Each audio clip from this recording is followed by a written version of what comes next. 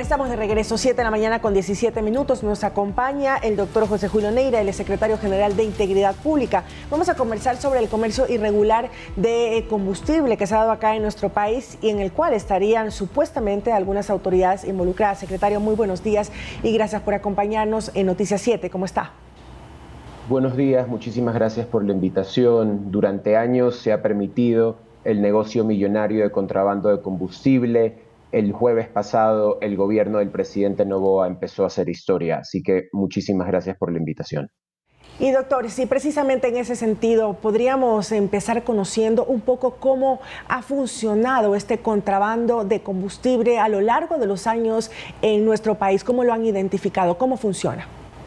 Claro que sí, el contrabando de combustible, que es el esquema que está documentado en la denuncia presentada por la Agencia de Regulación y Control de Energía y Recursos Naturales No Renovables, conocida como el ARSEN, se identifica que una comercializadora de combustible que no está autorizada para distribuir combustible a una distribuidora realiza la transacción para luego esta distribuidora venderle más de 123,000 galones a un vehículo estándar donde el dueño del vehículo no tiene una asociación comercial con empresas de maquinaria pesada o de construcción o de transportación. Este vehículo estándar con un motor de 1.4 litros tiene la capacidad máxima de gasolina de 16 galones. De estos 123,000 galones se identificó que 117,000 galones fue de extra, 3,200 galones de diésel y 2,800 galones de súper. Ahora la pregunta es, para poder consumir los 123,000 galones al año, la persona natural tuvo que haber recorrido 4.3 veces toda la red vial del país para que esto sea real. Pero como todos sabemos que esto era un secreto a voces, el contrabando de combustible es la realidad del país donde el subsidio sigue siendo abusado por muchos y no es aprovechado por las personas que deben de recibir el subsidio. Secretario. Sí, dime.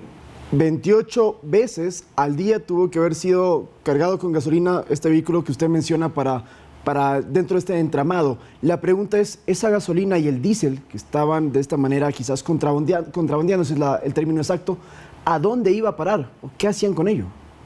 Claro que sí, los análisis muestran que va a frontera norte, frontera sur, pero mucho de este contrabando también va a la comercialización de combustibles en alta mar, que es algo que ocurre en nuestro país a diario. Entonces, esa es mi responsabilidad principal, es comunicarle a los ecuatorianos los nudos críticos de corrupción que hemos venido identificando en los últimos meses de gestión en la Secretaría General de Integridad Pública. Esta es una de las denuncias que le estamos haciendo conocer a los ecuatorianos para que sepan dónde se está yendo el dinero de sus bolsillos.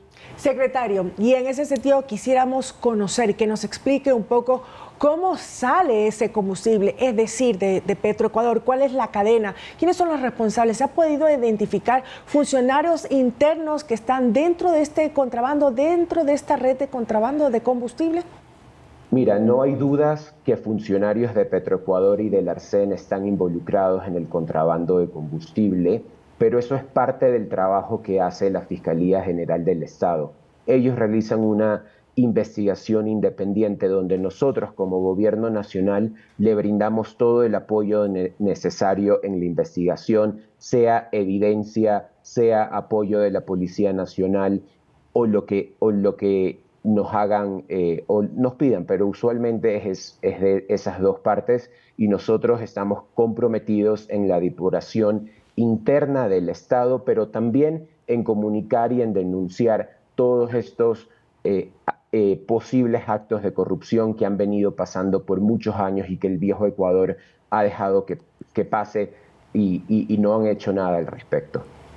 Usted nos ha dicho que parte de esta gasolina va o a las fronteras o a zonas portuarias, justamente para el contrabando de otros artículos y objetos ilícitos, pero la minería ilegal también se vería beneficiada con este tipo de acciones irregulares.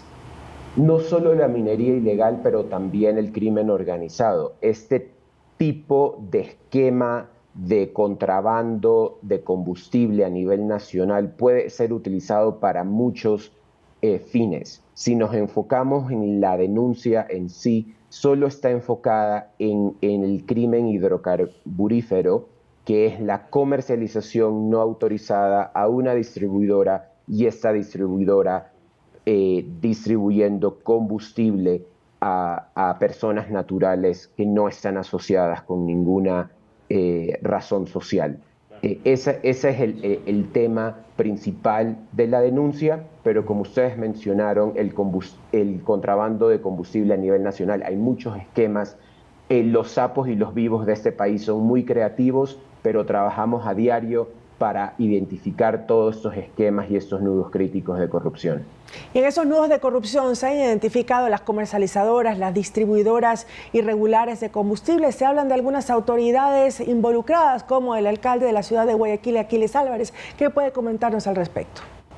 Entiendo que él es uno de los accionistas de las compañías denunciadas. Yo no voy a caer en el relato de la denuncia por persecución política. Como expliqué, esta denuncia es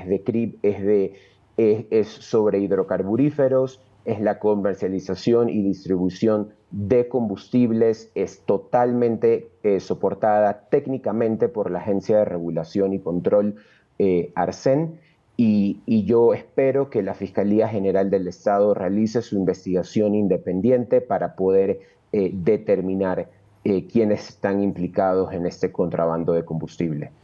Estas dos distribuidoras y comercializadoras que no tienen autorización funcionaban en Guayaquil, pero quizás, y con lo que hemos conversado, secretario, están recabando información en otras partes del país, en otras gasolineras incluso, donde podrían haber estos perjuicios para el Estado. Claro, actualmente existe una denuncia. Esta semana estamos presentando una segunda denuncia sobre el comercio irregular de combustible. Anteriormente ya hemos hecho denuncias referente a lo que es la alimentación escolar. Hemos hecho una denuncia pública sobre el concurso de radares, donde se le otorgó a 2 consorcios los contratos. Entonces, seguimos denunciando este tipo de actos de corrupción desde la Secretaría General de Integridad Pública. Ese es nuestro compromiso con los ecuatorianos. Así es, se han identificado los responsables, por ejemplo, en estas denuncias que ustedes han hecho previamente en las instituciones públicas. Hablemos, ya le pregunté de Petroecuador, pero también está el Ministerio de Educación, el SNAI, por ejemplo, con el caso de las cárceles, la alimentación escolar con el caso del Ministerio de Educación. Totalmente, mira, dudas no hay de que funcionarios públicos dentro de las instituciones que mencionaste están involucrados en estas tramas de corrupción, pero como lo mencioné anteriormente, tengo que respetar la investigación independiente que realiza la Fiscalía General del Estado. Adicionalmente, en las denuncias pertinentes se ha hecho el llamado a la Contraloría General del Estado para que haga un examen especial a ciertos funcionarios públicos y también a Procuraduría para un control de legalidad de contratos. Entonces, estamos denunciando a todas las entidades independientes del Estado que nos pueden ayudar a seguir depurando las instituciones y seguir investigando y controlando y sancionando todas estas situaciones de corrupción que han venido ocurriendo en el viejo Ecuador por muchos años. Ahora, a mí me llama mucho la atención y creo que sería bueno preguntarle, secretario, a propósito de esta segunda denuncia que van a presentar esta semana, ¿nos puede dar un poco más de detalles de cuál sería el delito que se habría cometido y qué es lo que ustedes van a plantear? Sí, está relacionado a la misma línea de la que se presentó el jueves pasado, que es por tráfico de combustible. Está muy alineada a eso. Si quieres, la próxima semana con mucho gusto regreso y hablo con ustedes sobre esa denuncia. Lo esperamos, aquí le tomamos la palabra, secretario, y además también sabemos que dentro de la UAFE también se han hecho algunas investigaciones, justamente lo sacábamos hace unos minutos, de casos de corrupción internos que entendemos se sigue trabajando entonces. Totalmente, como director encargado de la UAFE, mi compromiso con el presidente Noboa fue depurar la UAFE para que los empleados de la UAFE estén orgullosos de trabajar en una institución limpia y libre de mafias enquistadas dentro del sector público.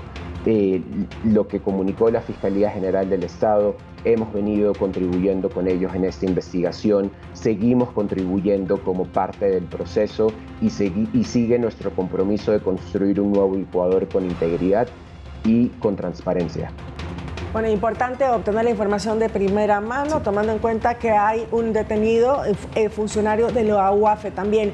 Secretario, muchísimas gracias y muy buenos días. Gracias por acompañarnos. Muchísimas gracias a ustedes. Tengan un buen día. Muy bien, José Julio Neira, secretario de lo que era antes la Secretaría Anticorrupción y hoy por hoy también funcionario dentro de la Integridad Pública del Estado, que es una nueva secretaría, y también director de la UAFE, como él mismo lo mencionó. Con esto, María Mercedes, nos vamos entonces a más información. Fuera del estudio. Fuera del estudio, exactamente. Vamos